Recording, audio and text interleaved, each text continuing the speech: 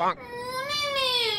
এই স্কুল থেকে যত হাতের কাজ মা বাবাকে করার জন্য দেয়, কারণ তোর মতো মেয়েরা তো সব করতে পারবে না। দিদি লিখে দে দাঁড়া এই প্রজেক্টটা, কালকে আমাকে জমা দিতে হবে। কাল তোমাকে সবকিছু দিতে হবে আর তোমার আজকে মনে পড়ছে? হ্যাঁ আহা, মেয়েটাকে মারছো কেন? তা তোমায় মারবো? ওকেই মারো। বাবা আচ্ছা শোনো, হাত ধুয়ে টেবিলে না মিষ্টির প্যাকেট রাখা আছে, ওটাকে ফ্রিজে তুলে দাও তো। মিষ্টি? মিষ্টি আবার কে দিয়ে গেল? আরে ওই চিকুদা এসেছিল, চিকুদার ছেলে পিকু, সে চাকরি পেয়েছে তাই জন্য মিষ্টি দিয়ে গেছে। ও না 2 বছর ধরে ঘরে বসেছিল, ঘরে বসে বসে কি করে চাকরি পেয়ে গেল? ওই তো ফোনে সব পরীক্ষা টরীক্ষা দিয়ে ও চাকরি পেয়েছে। এই মান্তু বাবাকে বুঝিয়ে বল। আরে বাবা পিকুদা তো একটা টেস্ট দিয়ে নিজের মনের মতো জব পেয়ে গেছে। শুধু পিকুদা কেন, সার্থক, নিশা, শুভম এরা সবাইও তো চাকরি পেয়েছে। এরা আবার কারা? এরা হলো রি লেভেল বাই আনএকাডেমিক ক্যান্ডিডেটস। এদের সবার গল্প শুনবে। এই যে নিশা বলে মেয়েটা, এ তো 10 বছরের গ্যাপ নেওয়ার পরে বিজনেস ডেভেলপমেন্টে নিজের ক্যারিয়ার স্টার্ট করে দিয়েছে। আর সার্থক বলে ছেলেটা, ও তো কমার্স নিয়ে পড়েছিল কিন্তু এখন রি লেভেলেতে টেস্ট দিয়ে ও সফটওয়্যার ডেভেলপার হয়ে গেছে। আর শুভম বলে ছেলেটা, ও তো ইউপিএসসি প্রিপারেশন নিচ্ছিল কিন্তু ওখান থেকে একটু ব্রেক নিয়ে এখন প্রোডাক্ট ম্যানেজমেন্টে নিজের ক্যারিয়ার স্টার্ট করে দিয়েছে রি লেভেলের টেস্টের থ্রুতে। তুমি ভাবতে পারছো একটা টেস্টার কত সুযোগ? তুমি ফ্রেশার্স হও বা ওয়ার্কিং প্রফেশনাল সেটা কিচ্ছু যায় আসে না। তুমি যদি নিজের ক্যারিয়ারটাকে ঠিক পথে আনতে চাও তাহলে রি লেভেলই হলো একমাত্র বেস্ট প্ল্যাটফর্ম। তাহলে তো এখানে অনেক কোম্পানি আছে। আরে হ্যাঁ, ওলা, সুইগি, আপগ্রেডের মতো 50টারও বেশি কোম্পানিজ আছে এখানে।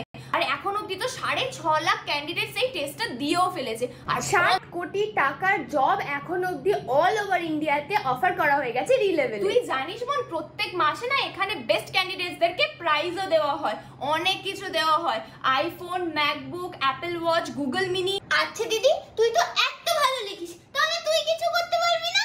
আরে হ্যাঁ, রি লেভেল তো এখন একটা নতুন টেস্ট নিয়ে এসেছে, কন্টেন্ট রাইটিং। তার মানে হলো এখন টোটাল 19টা ক্যাটাগরিতে নিজের ক্যারিয়ার বানানোর সুযোগ আছে, যেমন sales, programming, product management, HR, আরো অনেক কিছু। আর তোমরাও যদি নিজেদের ক্যারিয়ার ইন্ডিয়ার টপ প্রোডাক্ট বেস কোম্পানিতে বানাতে চাও তাহলে এক্ষুনি চলে যাও রি লেভেলেতে, সাইন আপ করে নাও, লিংকটা ডেসক্রিপশনে দেওয়া রয়েছে। কোনো ডিগ্রি নয়, কোনো এক্সপেরিয়েন্স নয়, শুধুমাত্র skills. Go and check it out. ব্যাপারটা বেশ ভালো বলো? মা কালকে জমা দিতে হবে।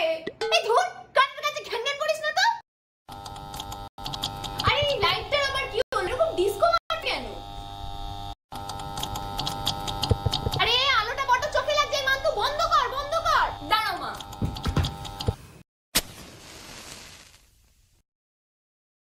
আপদ, কাজের সময় ঝামেলা যত। এবার আমার হেম সেলাইটা হবে কি করে? এই তুই তো এক্ষুনি বললি রান সেলাই, মনে হয় চেন। ধুর, এই মান্তু যা তো ছুটে গিয়ে কাজুদাকে ডেকে আন, লাইটটা ঠিক করে দি। না না, কাজুকে ডাকতে হবে না, আমিই ঠিক করে দেব। থাক, তোমাকে না আর বেশি বেড়ে পাকামো মারতে হবে না। তুমি কি আমার ক্যাপাবিলিটিতে সন্দেহ করছো? বাবা ওটা ক্যাপাবিলিটি। ও কাজু যখন কাজুর সাইজে ছিল ওকে কোলে করে আমি টেস্টার চালানো শিখিয়েছি। এত বাওয়াল দাও কেন? হ্যাঁ এত বাওয়াল দাও কেন? এই পাড়াতে যাকে যা কিছু সব কি তুমি শিখিয়েছো? ঝন্ডুকে অটো চালানো, কাজুকে লাইট জ্বালানো, এবার বলো কোলে তুলে তুমি আমাকে রান্না করাটাও শিখিয়েছো? তোমাকে কোলে তোলার সাথ দিয়ে আমার নেই। তুমি আমায় মোটা বললে? সেবারে কল সারাতে গিয়ে তুমি পুরো বাড়িতে বন্যা করে দিয়েছিলে, এবারে যদি আলো সারাতে গিয়ে পুরো বাড়ির সার্কিট উড়িয়ে দাও তাহলে আমার একদিন কি তোমার একদিন দেখে নেবে তুমি। তোমরা দুজনে একটু চুপ করবে? যখন তখন ঝগড়া করতে আরম্ভ করে দাও। মোমবাতিটার জন্য ফ্যানটাও চালাতে পারছি না, গরম লাগছে তো। তুমি যা করার করো না বাবা। যা তুই ঘরাঞ্চিটা নিয়ে আয় তো। দাঁড়াও আনছি। বাবা এই নাও। মনে হয় টিউবলাইটটার চোখটা ঢিলা হয়ে গেছে। বাবা এটা এলইডি। মা আমি কাজুদাকে ডাকতে যাচ্ছি। থাম থাম, পাপা ঘরাঞ্চিটা ধর। হ্যাঁ বাবা। পুতনা মোমবাতিটা ধরো তো। মান্তু সুইচটা অন কর তো।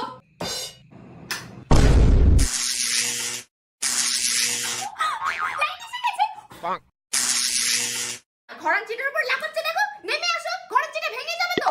আরে লাইটটা ঠিক হয়ে গেছে না, তাই বাবা আনন্দে নাচছে। আমার কেমন মনে হচ্ছে যে বাবার কারেন্ট শক লাগছে। বলিস কি রে? আরে মা কাঠের কিছু একটা নিয়ে আসো। মারো। কি সুবর্ণ সুযোগ। আরে মা কাঠের। বাবা, ও বাবা।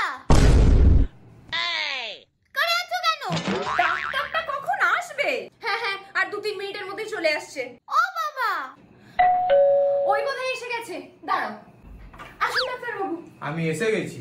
জয় মাতা। ওই তো ডাক্তার আঙ্কেল এসে গেছে। কোত্থেকে ধরে আনলে নাকি? আমি তো অনলাইনে বুক করেছি। এত রাতে যাকে পেয়েছি তাকেই ডেকেছি। কি অসুস্থ? কুকুর, ছাগল, গরু না ভেড়া? আমার বাবা। বাবাকে ভেড়া বলে না। এই যে আমার বাবা ইলেকট্রিকের শক খেয়েছে। স্ট্যাচুর মতো দাঁড়িয়ে আছে, নড়ছে না। কিছু একটা করুন না। তো আমায় ডাকলেন কেন? কোন ডাক্তারকেই ডাকতে পারতেন। তো আপনি ডাক্তার নন? হ্যাঁ আমি ডাক্তার, কিন্তু পশুর কোন মানুষের ডাক্তারকে ডাকুন। ডাক্তার বাবু, মানুষ তো এক প্রকারের পশুই। দেখুন না যদি কিছু করতে পারেন। আচ্ছা আচ্ছা আমি দেখছি। জয় মা তারা।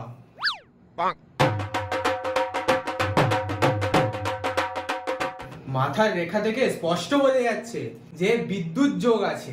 কারেন্ট তো খাওয়ারই ছিল। স্যার, আপনি ডাক্তার না জ্যোতিষী?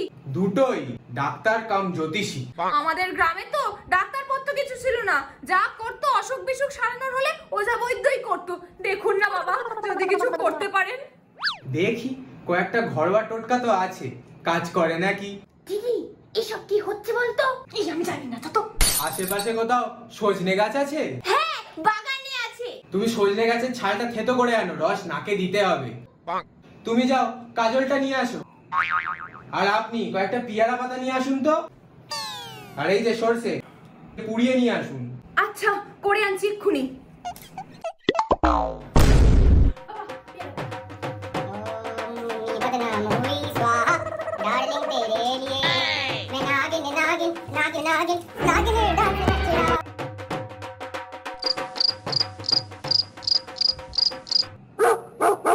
বাবার কারেন্ট শক লেগেছে নাকি বাবাকে ভূতে ধরেছে?